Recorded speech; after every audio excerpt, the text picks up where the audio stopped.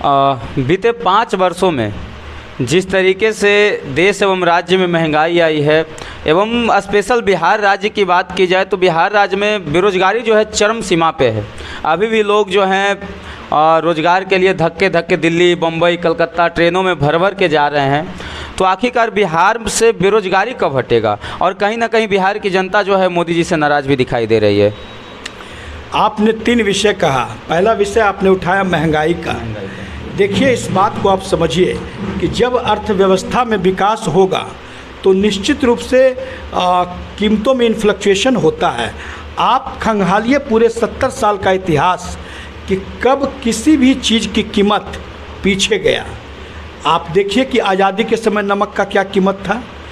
Bharatiya Janata party सत्ता में 2014 से है। 1947 से लेकर के 2014 के बीच का जो कालखंड है 60-65 सालों का, उसमें मात्र 5 साल वाजपेयी जी रहे। आप बाकी के 55 साल कांग्रेस रही। तो क्या कांग्रेस कार्यकाल में महंगाई नहीं थी? सारे चीज़ों का कीमत समय के हिसाब से बढ़ते जाता है, उसका अर्थव्यवस्था भी परिवर्तन करते जाता है। अब विषय है कि आपका कहना है कि मोदी जी के राज में महंगाई बढ़ा है। नहीं, मेरा कहना नहीं है, ये बिहार की जनता का कहना है। बिहार की जनता का कहना। देखिए, हम जनता जनार्दन से सहमत हैं, बात को उनका हम नकार नहीं सकते हैं, लेकिन इस बात को भी समझना होगा कि आज लोगों की आमदनी में भी गुणात्मक वृद्धि आई है। 2014 में जिनका वेतन 5,000 रुपये था, आज 2024 में उनका वेतन 50,000 रुपये है। तिहाड़ी 2014 में अगर 100 रुपये था तो 2024 में वही तिहाड़ी आज 500 रुपये है, 400 रुपये है। तो निश्चित रूप से वेतन वृद्धि और आमदनी भी लोगों की बढ़ी है। गरीबी से मोदी सरकार ने उसको बाहर निकालने का भी काम किया है। बार बार लोगों के बीच जब चर्चा आता है तो पेट्रोल, गैस, पेट्रोल का दाम कांग्रेस के राज में भी बढ़ा है। कांग्रेस का राज जब ख़त्म हुआ था 2014 में, उस समय भी पेट्रोल का कीमत 70-75 रुपये था। आज करीबन 100 रुपये है। तो सोच लीजिए कि जब 10 साल में 20 रुपया बढ़ा तो उस हिसाब से वेतन और जीवन स्तर में भी वृद्धि हुआ है, बढ़ोतरी हुई है। लोगों का आर्थिक आय भी बढ़ चुका है। लोगों का आर्थिक आय भी बढ़ा है। और आज जिस इंफ्रास्ट्रक्चर के साथ आज देश चल रहा है, आज आप चौतरफा देखिए, कहीं भी आपको कोई भी सड़क अब 2 लेन नहीं बचा है।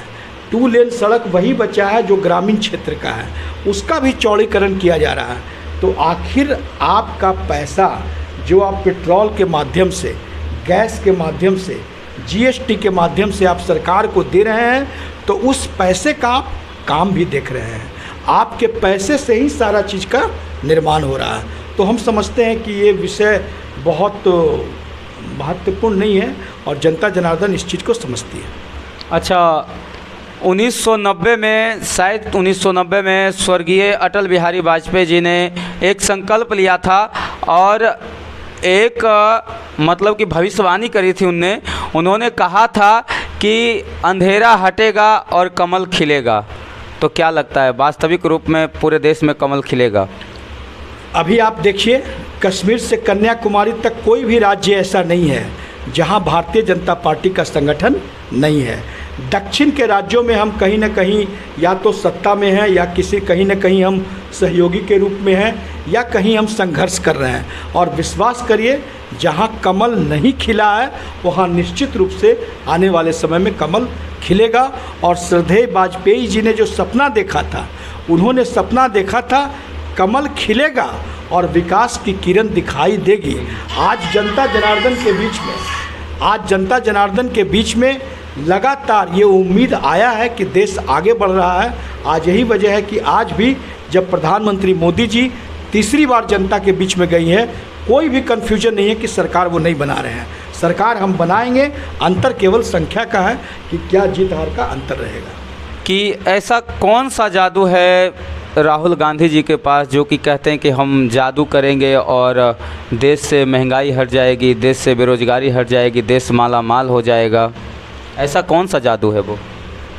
56 साल के जिस व्यक्ति को जवान कहा जाए, जिस व्यक्ति का मानसिक परिपक्वता कम हो, जिनको देश की चौहद्दी की जानकारी नहीं हो। आप देखिए जहाँ जहाँ राहुल गांधी जी पैदल यात्रा किए वहाँ वहाँ कांग्रेस का सफाया हुआ। राहुल गांधी पूरे देश के लिए एक हास्य का पात्र है, इसलिए आप सभी जानते हैं उनको पप्पू कहा जाता है। उनकी बातों को कोई नोटिस नहीं लेता है। वो खटाखट खटाखट खटाखट क्या कभी कब क्या बोल देंगे। कभी सावन में मीट बनाते हैं, कभी मछली बनाते हैं, कभी कहते हैं खटाखट हम गरीबी भगा देंगे, कभी कहते हैं हम खटाखट ये कर देंगे। उनकी बातों को कोई नोटिस नहीं लेता है। और विश्वास करिए 50 का आंकड़ा पार करने कांग्रेस नहीं जा रही है। 50 सीट के अंदर ही कांग्रेस रहेगी। अच्छा, जैसा कि अभी सुनने में आ रहा है कि पीओके जो है भारत का हिस्सा बनने वाला है, क्या इसका क्या सच्चाई है? भारतीय जनता पार्टी अपने संकल्प में हमेशा कही है राम मंदिर हमारा था, राम मंदिर हम बनाएंगे। हमने उसको पूरा किया। कश्मीर हमारा था, कश्मीर से हम 370 धारा हटाएंगे। हमने उसको पूरा किया। हम संकल्प पत्र में कहते हैं कि पाक अधिकृत कश्मीर ये एक कलंक है, उसको भारत माता के ललाट से हम हटा करके, वो पाक अधिकृत कश्मीर नहीं है, वो भारत का हिस्सा है। और उसको कल बल छल साम दम दंड भेद नीति अपना करके उसको फिर से अखंड भारत का हिस्सा बनाएंगे। और वहाँ पर जो भी लोग रह रहे हैं वो हमारे आप की तरह एक सम्मानित भारत के नागरिक होंगे। अच्छा, इस बार जब हमारे देश के प्रधानमंत्री आदरणीय श्री नरेंद्र मोदी जी जब नामांकन पत्र भरने के लिए जा रहे थे तो कहीं ना कहीं उनको माँ का ना रहने का जो है खलत प्राप्त हुआ है। देखने में लग रहा था कि थोड़ा अफसोस है उनको, माँ नहीं है उनके इसके वजह से। क्योंकि हर बार वो जब भी जाते थे नामांकन पत्र भरने के लिए, कोई सा भी चुनाव लड़ने के लिए जाते थे तो अपने माँ का आशीर्वाद लेकर ही जाते थे। निश्चित रूप से माँ एक ऐसी मायावी शक्ति है जो प्रेरणा स्रोत होती है। और प्रधानमंत्री जी के जीवन में वास्तव में इस बार माँ की कमी खला। लेकिन पूरे भारतवर्ष में जितनी भी माताएं हैं उनको प्रधानमंत्री जी माँ मानते हैं। और भारत देश जो है वो भी माँ है। हम सभी मोदी जी के परिवार हैं, इसलिए हर नागरिक वो भारतीय जनता पार्टी से जुड़ा हो न जुड़ा हो कोई ज़रूरी नहीं है, लेकिन हम सभी मोदी जी के परिवार हैं।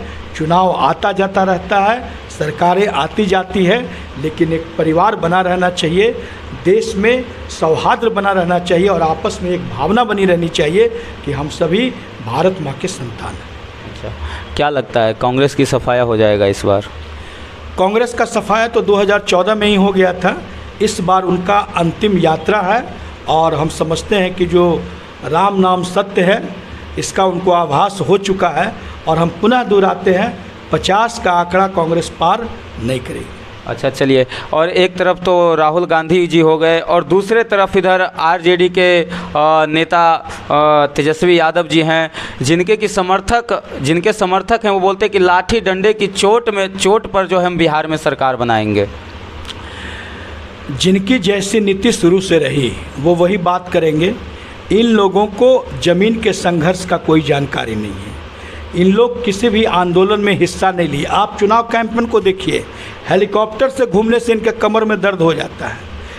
हेलीकॉप्टर में मछली खा के वीडियो अपलोड करते हैं, हेलीकॉप्टर से संतरा खाते हुए वीडियो अपलोड करते हैं, दिन रात मोदी जपते रहते हैं।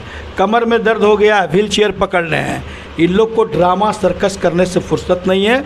इन लोग का ड्रामा सर्कस 4 जून के दोपहर के बाद बंद हो जाएगा और इन लोग फिर से जो है अपना दिल्ली जा कर के ऐश मौज करना शुरू कर देंगे। फिर 2025 का जब चुनाव आएगा तो फिर कहेंगे कि हम रोज़गार दे देंगे, नौकरी दे देंगे। जो मन में आता है जो बोलते रहना, कोई आधार नहीं है। आज तक जिन्होंने तेजस्वी यादव जी को बताना चाहिए कि उनके माता पिता जब 15 साल बिहार की सत्ता में रहे तो वो 53,000 नौकरी दिए। और आज जब 7.5 लाख नौकरी माननीय नीतीश बाबू के कार्यकाल में दिया गया और उसका मैपिंग एनडीए तैयार की थी, जब हम लोग उनके साथ थे, नीतीश बाबू के साथ गठबंधन थे, आज उस काम को हल्ला कर रहे हैं कि हमने नौकरी दिया। 7.5 गिनती आता है क्या? 9वीं फेल है, अपना सर्टिफिकेट पहले दिखाएं तभी नौकरी और रोज़गार देने की बात करेंगे। रही बात उनके समर्थक का लाठी डंडा, तो देखिए बिहार का जनता समझदार है। उन लोग का जो दिमाग है और उन लोग का जो विचार है उसको बिहार की जनता नकारने वाली नहीं है। क्या लगता है काराकट में बीजेपी अपनी सरकार बना पाएगी क्या? एक तरफ पवन सिंह है जो कि भोजपुरी के बाहुबली कहे जाते हैं। देखिए, काराकट में कोई भी बाहुबली आ जाए सबका बुखार उतर जाएगा। काराकट से हमारा प्रत्याशी जो है एनडीए के उपेंद्र कुशवाहा जी निश्चित रूप से विजय हासिल करेंगे। लेकिन युवा तो पवन सिंह को सपोर्ट कर रही है। अरे भाई साहब, नवादा में गुंजन सिंह को भी सपोर्ट कर रही थी। रैली में जाकर के सेल्फी लेना, गाना गाना और रील बनाना अलग चीज़ है, और जनता का जनादेश लेना अलग चीज़ है। आप देखिए ना, नवादा में भी लोग कह रहे थे कि गुंजन सिंह जीत रहे हैं, गुंजन सिंह को चौथा स्थान जमानत नहीं बचेगा। तो रही बात पवन सिंह का, हम लोग सम्मान करते हैं, लोकतंत्र में सबका सम्मान है, लेकिन पवन सिंह जीतने नहीं जा रहे हैं। एनडीए प्रत्याशी उपेंद्र कुशवाहा की जीत होगी। लगता है इन लोग का जमानत जब्त हो जाएगा। जमानत अगर बच भी गया तो बहुत बड़ा अंतर से उपेंद्र कुशवाहा जीतेंगे, है ना। अच्छा, क्या कारण रहा था जो कि नीतीश कुमार जी को आरजेडी को छोड़कर भाजपा में फिर से जाकर मिलना पड़ा? लोग जानने के लिए बहुत उत्सुक हैं इस चीज़ को। देखिए, सबसे पहले हम सभी मानते हैं इस बात को कि जदयू का भारतीय जनता पार्टी के साथ, या फिर यूं कह लें भारतीय जनता पार्टी का जदयू के साथ नेचुरल गठबंधन है। हम लोगों ने जंगल राज के खिलाफ लड़ाई लड़ी थी। ये इतिहास आज का नहीं है कि कुर्सी के लिए हम लोग मिल गए। हम लोग चुनाव साथ में लड़े, जनता से मत मांगे, जनता ने हमको वोट दिया, उसी अनुसार भारतीय जनता पार्टी चलती है। अब विषय है कि क्या वजह रहा आप लोग का गठबंधन टूटा। तो वास्तव में गठबंधन एक ऐसा चीज़ है, कभी कभी जब विचारों का टकराव होता है, कभी कभी जब ऊपरी बातें या कोई समन्वय की कमी होती है, तो ऐसी परिस्थितियां आती है। लेकिन पुनः हम बिहार की जनता को विश्वास दिलाते हैं कि हमारा गठबंधन नेचुरल है और बिहार के विकास के लिए एनडीए पूरी तरह से संकल्पित है। चलिए, तो अभी हमारे साथ जहां हम उपस्थित हैं, हमारे साथ डॉक्टर आशुतोष कुमार जी को आप सुन रहे थे और इन्होंने अपना विचार यहां पे रखा है। आप भी अपने विचार को रख सकते हैं कमेंट सेक्शन में। तब तक के लिए आप सबको जय हिंद, जय भारत और जय बिहार।